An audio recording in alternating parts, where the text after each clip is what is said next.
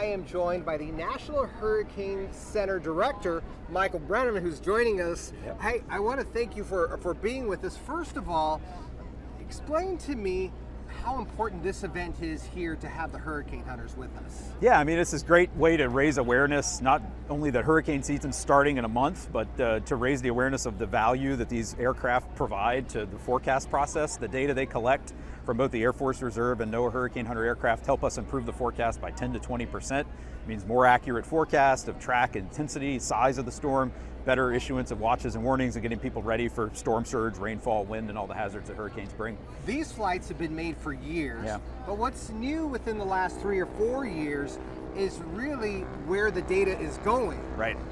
Yeah, the data for 50 years has been used directly by forecasters at the Hurricane Center to know, where's the storm, how strong is it, how big is it. But this data is now getting into the forecast models that we use to forecast the track, the intensity, the size of the storm, how much storm surge or wind or rainfall there's going to be. And that's the big thing that's changed in the last few years. The radar data, the drops-on data, the flight level data that these aircraft collect go right into the models and help make those forecasts better. When you talk about an improvement of 10 to 20% in the forecast track, what does that mean in terms of miles, Yeah. in terms of people who don't have to be evacuated? Right, and that's a huge benefit there. The more accurate we can make the track forecast, our track forecast error is 30 to 40 miles a day. So if you can cut 10, 15 miles off of that, and you can narrow down that uncertainty, you can warn more, have more precise warnings, warn fewer people more accurately, and then again reduce those evacuations so that only the people really under the most serious threat have to leave.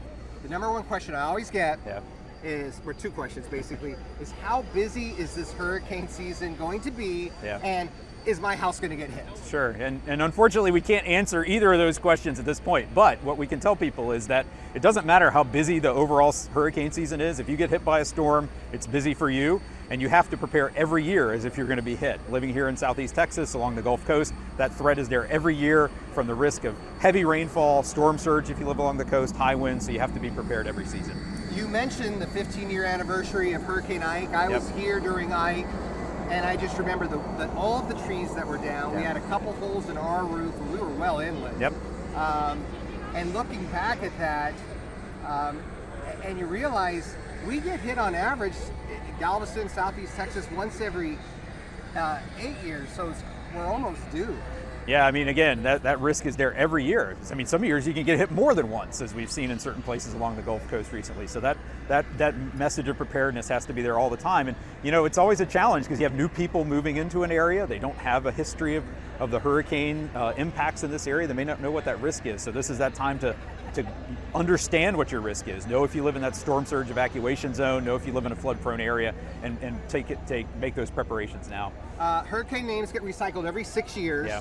And so we have a new H name because Harvey was retired. So Harvey was 6 years ago. Yeah. And I know I say that name and people feel dread. Of course, yeah. I mean, Harvey was one of the most catastrophic hurricane impacts we've seen in this country in terms of the rainfall, the number of lives lost, the scale of the impacts all the way from the landfall area down in the middle Texas coast up here into the southeast Texas. So a catastrophic storm. We get rid of that name, but again, those risks are there every year. And we've seen even from storms like Imelda, and just a few years ago, a tropical storm that formed right at the doorstep of southeast Texas produced over 40 inches of rain in some places. So it doesn't even have to be a hurricane to be a devastating event potentially.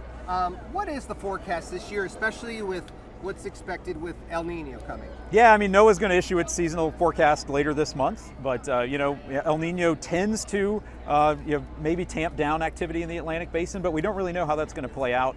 But again, the Gulf Coast is at risk every year, regardless of whether there's an El Niño or not, so people have to prepare regardless of what the seasonal forecast says. Anything else you want to say in your position as the National Hurricane Center Director? Find your trusted sources of information, your local media, your local government officials, and National Weather Service office, because there's so much information that comes out during a hurricane. It's easy to get confused. There's a lot of stuff out there on social media that may be misleading, may be hard to understand. So find your trusted sources of information now. Have that hurricane plan in place now so that you're not trying to put it together when a storm threatens you. And again, get that done now.